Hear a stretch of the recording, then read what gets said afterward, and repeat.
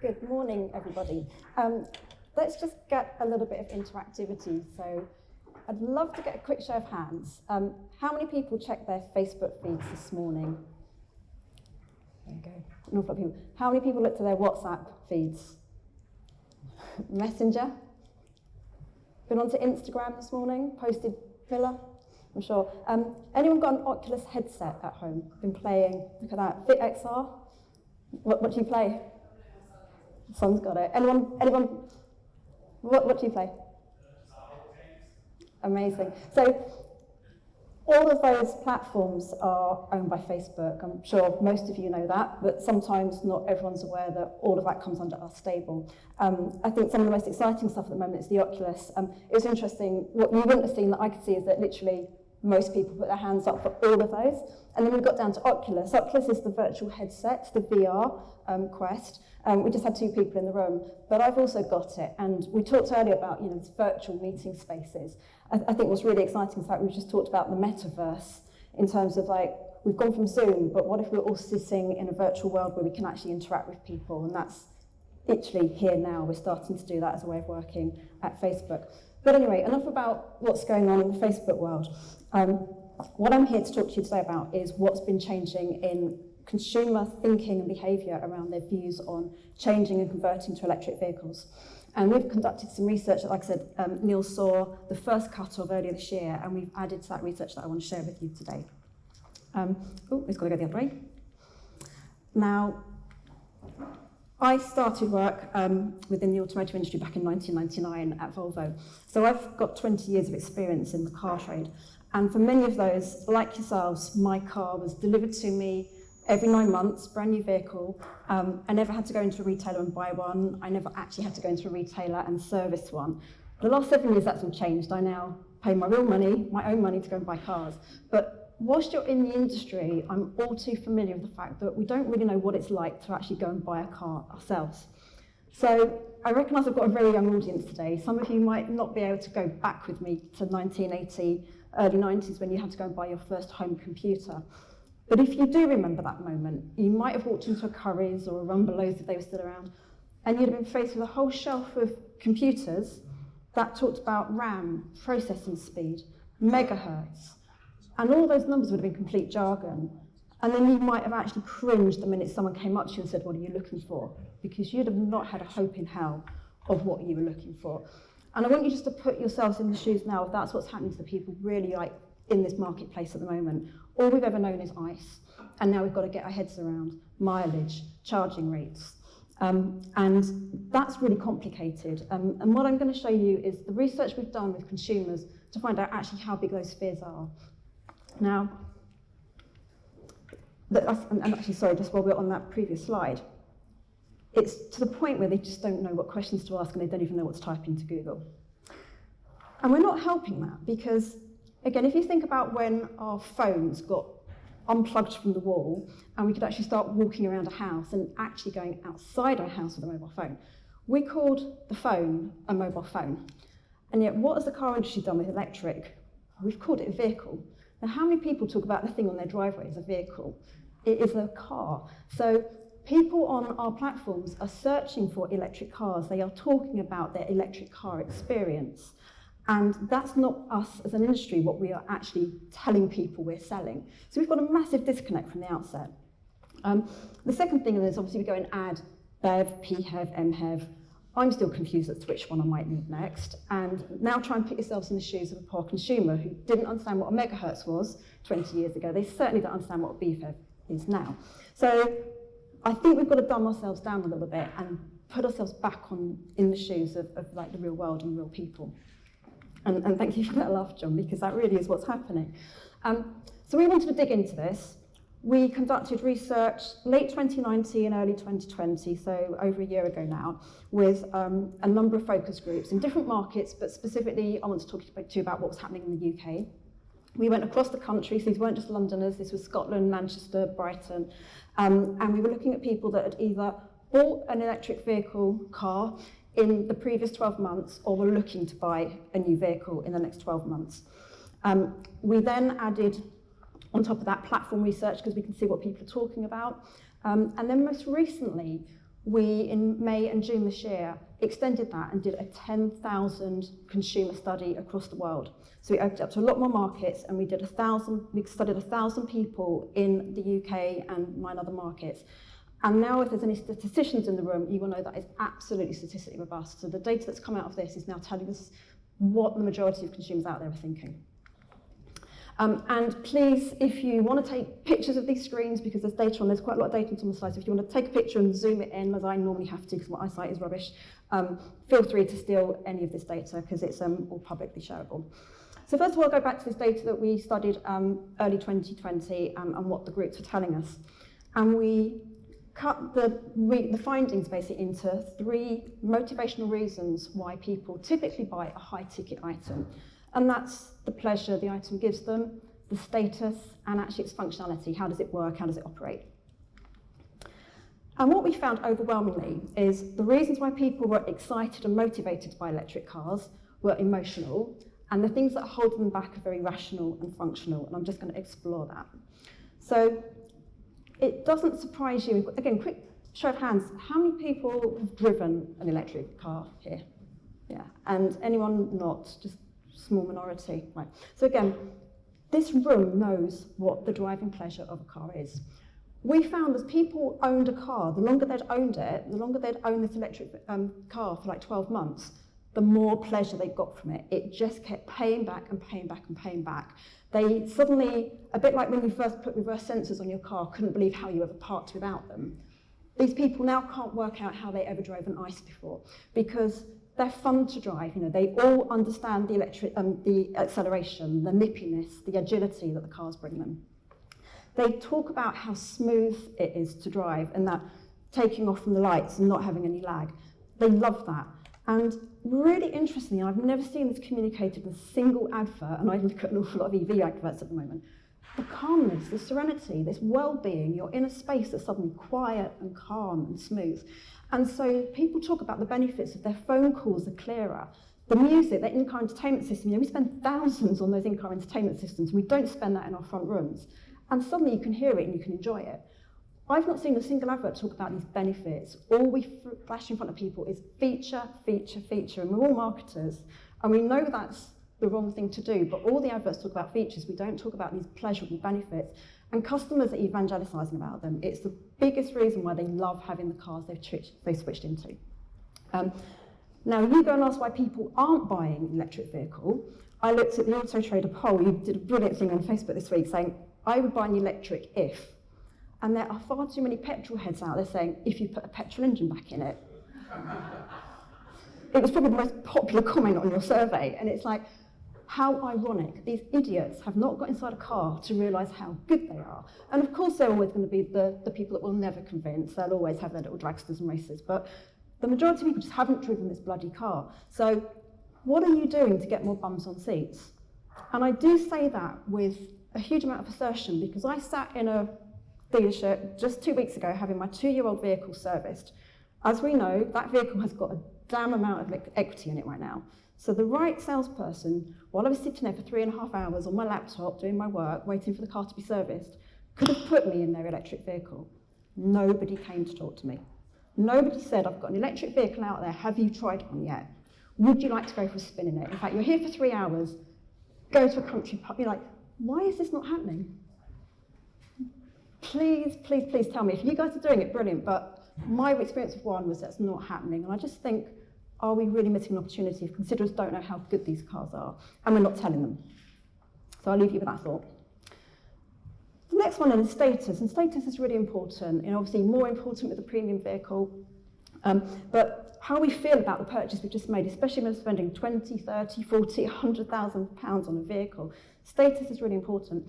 And there are lots of different reasons why status is important for different people. So the modernity and the tech, this is really motivating for people that have changed into an EV. They're seeing the gadgets, the technology, the features, and they talk about it and they're excited. And actually now, anything that isn't green is starting to feel old-fashioned. There's a huge sway of people that, in fact, 42% of people would actually buy an electric car because they want to do their bit now for going green. And that's never really been as motivating as it is right now. And I think because once upon a time, caring was a bit tree hugging, it was a bit eco-warrior, it was very niche. But if you think about the rise of veganism, you think about the rise of just now a millennial mindset really wanting to protect the planet, it's actually a really big driver. That's 42% of people would choose an electric because of green reasons. And then there's the savviness. So the people that have bought it just know it was the right thing to do. They're seeing the cost savings. I'm going to talk about that a lot in a minute. But the benefits of suddenly this, the bit that outweighs that initial purchase price, which is perceptually a huge barrier, is once you bring the total cost of ownership into it, really important. And again, I think we need to do an awful lot more to explain that to consumers. Because the reason why everyone is just sitting on the fence right now and not doing anything, and again, like the Auto Trader data shows that there's a lot of people thinking but just not doing, are these rational reasons.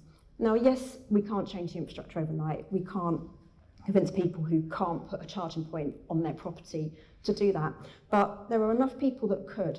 And the key things that are holding them back are sometimes some really dumb questions.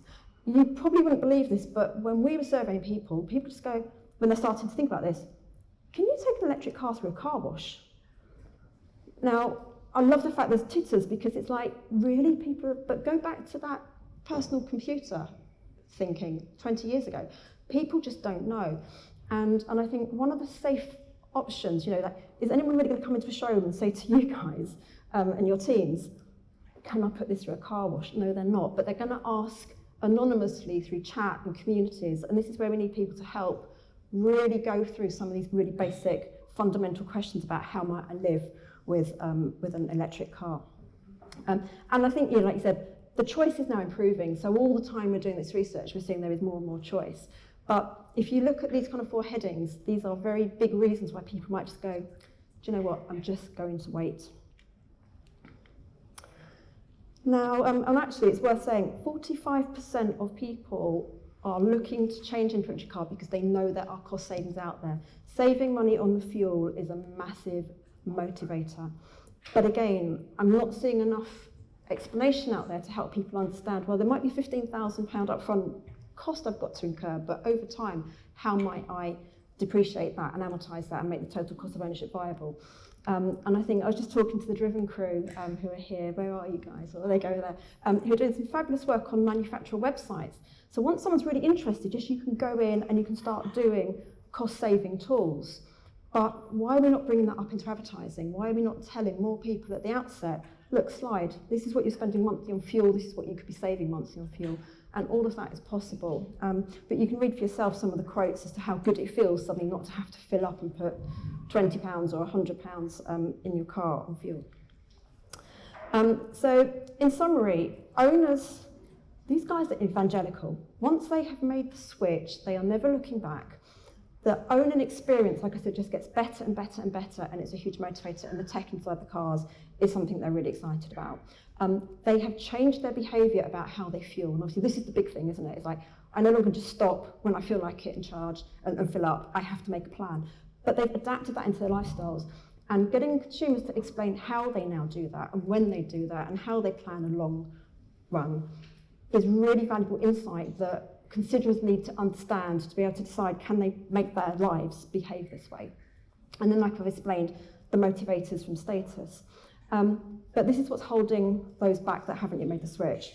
They want the money savings, they are interested in the incentives, but they need to understand it, they need more help understanding it. They are definitely excited by the tech, that's not holding them back, but it's still a bit abstract, no one's really kind of like helped them understand what's going on. And the drive, if they haven't yet been inside one, it's just not tipping them over the edge. So I repeat it again, get more people inside the vehicles. So like I said, that was all studied last year. And then this year, just in May and June, we added this 10,000 cohort across 10 markets, 1,000 of which were in the UK. And what was really fascinating for us to see is that 48% of people thinking about buying a car in the next 2 years are now considering an electric car. Now that is a lot of people who've got it in mind. I think you're seeing, like I said, 1 in 6 people go and have a look at people on Auto Trader site. So there's a lot of people out there that now got this in their mind. And we've got to do a lot collectively to get these people now to actually do something and buy. And I know you've got a lot of cars sitting on forecourts ready to get them into. And I think what's also quite interesting is we're ahead of Germany and France. So clearly, I'm making the huge assumption here that our government putting pressure on the ban is starting to make people think, well, actually, that's my next car. This is my next car now needs to be something that fits into these targets. So we were able to identify that who and what our considerers thinking about on top of the qual data we did earlier. And it doesn't surprise you, these are tech early adopters. So, gentleman at the back with an Oculus would be a prime contender for having tech in his household and wanting a technology advanced car. They are environmentally conscious, making decisions on environmentally conscious reasons, and they are the least price sensitive, which will help obviously get them over the barrier of the higher cost ticket item. On the opposite side of it, we are not going to convince rejectors. These are the ones that are tech laggards. They're going to wait till tech is tried and tested and proven before they finally are ready to go into it. So this is like the final lot that will adopt once they have to. They do have the concerns over the infrastructure. They can't make the infrastructure work for them, and they are extremely price sensitive. They will not be able to make that leap of a hatchback being 73% higher than a current one. But look at the omni-offenders, and this is another big cohort of people that I don't think we're doing enough to convince at the moment. They're technologically curious, so they're not going to go, I've got to have the latest gadget, but they're watching it and they're trying to see what everyone's saying about it. They're definitely environmentally aware, and they are price sensitive, but they are not so sensitive that they wouldn't be able to be convinced if we can get this total cost of ownership message across. And then I appreciate this is small, so if anyone needs to get their phones out and zoom in like I normally do, go ahead. This might be really surprising. The considerers are millennials. And again, I think we tend to think millennials don't buy cars. If I could tell you how many briefs I get that get placed on Facebook that say, my audience is a 35 plus family, and they miss talking to anybody under 35, I would be very rich if I was able to get money for every time that happens. So millennials are thinking about buying an electric car. Interestingly, 20%, their current car is the first car they've ever owned. So we really are talking about a younger generation of people that are ready to switch and go quickly. They're living in a large city. I think the male-female skews are so tiny that I wouldn't focus on the gender balances. But look, we've got 38% planning to buy in the next 3 months. These are in market. And there's an even balance between whether they're going to buy premium or luxury premium, mass volume or luxury premium vehicles. But here's the interesting thing, and it goes back to what I said about owners. 41% know someone that's already got an EV. So that, I've got this car, I've made the switch, I'm loving the experience, is having that knock-on advocacy effect.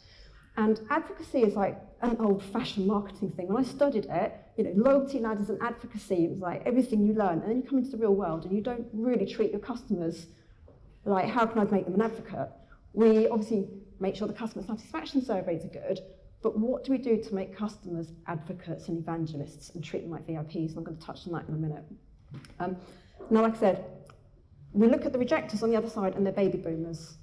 And I will make a bit of a controversial point on that in a second. So we can obviously forget the people that are not going to buy an EV and think about who are these people on the fence. Because the thing is, with the targets we've got, and Auto Trader talked earlier about this lag in catching up with the targets and the expectations, we can't focus on the people that are already considering. We have got to switch the people that are on the fence sooner than they're going to be ready and take away all those rejection reasons and actually put more valid reasons as to why they should consider it in front of them sooner. Now, I think, like I said, the thing that's in common is the people on the fence and the people that are considerers actually know someone that's got an EV. And the most trusted source of EV information is coming from people that are already driving, because they're the ones that really do go down the road and find out if the charging points are working, know how much charge the car's holding, how fast it takes to charge, where they have to go, how they do how did you do your holiday in the summer, how did you do your long trip in the summer? All those questions that people have got come from real owners because they're going to get the truth from the real owners. So the most trusted source is owners. And I go back to what are we doing to create advocates and evangelists from them? So, quick touch on the media landscape. Baby boomers, the people that are not going to consider an electric vehicle, are huge consumers of commercial television. The thing that's changed in the last 24 months is the media landscape has shifted, and I know you're all marketers in this room, so this probably doesn't surprise you, but we're now at the tipping point where people spend more time on their mobile phones than they do watching commercial TV, and that is especially true from the under 55-year-olds. So we cannot rely on the TV advertising to convince everybody that electric is coming, and if we do, the messaging in the TV ads is the power is now, drive the future, the power is in your hands. It's like we're not giving people all those reasons why they need to change or overcome their concerns. Now, of the people that are on a mobile, you would expect a lot of them to be on Facebook. In fact, you can reach 59% of people on Facebook. And we've got the largest reach now of any platform ahead of TV, ITV and STV, which again might be a bit of a surprise because we don't really come out and shout about this much, but those are the facts. And 8 million are no longer watching commercial TV, but you can find them on our platforms. So that's the sales plug. What I want you to know is like your own Facebook pages. And when people come to look at your Facebook pages, 40% of them are looking at your page before they make a purchase. So that's really interesting. And it means that you need to be thinking about the content you're putting on your Facebook page. And these are the top reasons why they come to your Facebook page. And a lot of it is to get a view on your dealership, how professional you are, and what other people are saying. So it goes back to my recommendation about what are you doing to get your own customers to populate your Facebook pages with how good it is for them to be driving an electric vehicle. How are you using those experiences to kind of help evangelize to the others? And the second thing is they want to communicate with you. So again, I'm sure many of you are managing the chat platforms within your Facebook pages and your WhatsApps. And the key thing here is think about those dumb questions. You know, you might get the, can I put a car through a car wash, and think, oh, this is a complete idiot. Really take these people seriously and give them the kind of respectful chance to have a long chat with you over time. So my recommendations, just summing it all up to you, would be use those customers. Peer-to-peer is a really growing trend at the moment. We've had one manufacturer create an environment where if you're looking to buy a car, we can connect you to an existing customer and have a chat. And these people were chatting for about 12 minutes, and 29% of people that chatted with a customer went ahead and became an inquiry, a genuine inquiry. So using peer-to-peer is a really strong way to do it. The second thing is like make sure your messaging channels are open, and even populate your messaging channels with suggested questions, the questions that you know you get asked. So rather than just message me and talk to me about anything, you could ask questions that prompt somebody to then actually ask you things that they are thinking about and concerned about. If you've got existing customers coming into your showrooms with ICE vehicles, please get them to drive and think about bringing customers along to events where you've got driver events where they can talk to existing customers and see the experience, and obviously make sure the experience that they're getting is absolutely first rate. And then think about the financial side of things and the fact people are looking for incentives and deals. We've got Black Friday, the biggest retail moment of the year is now without doubt Black Friday. And Black Friday is no longer one day. Black Friday is becoming an entire season. The retailers start thinking about Black Friday 2 weeks out, and they start communicating it 4 weeks out. So I know we've never been an industry that's really adopted Black Friday, but I think I would expect to see this year quite a shift in terms of the targets we've got to deliver, the offers we've got in place, and also the fact that this might be the real reason, the real time to start converting some of those people that are on the fence to think this is now the time for EV. So if you want to find out more about how Facebook can support you, there's a Facebook retailing group. I'd love you all to join it. If you've got specific questions, there's moderators on there that can help answer them. And it's a sharing forum, so if you're having successes, it's things that you can share with one another and get advice. So please join that, and my details are there if anyone wants to catch up with me later. Thank you.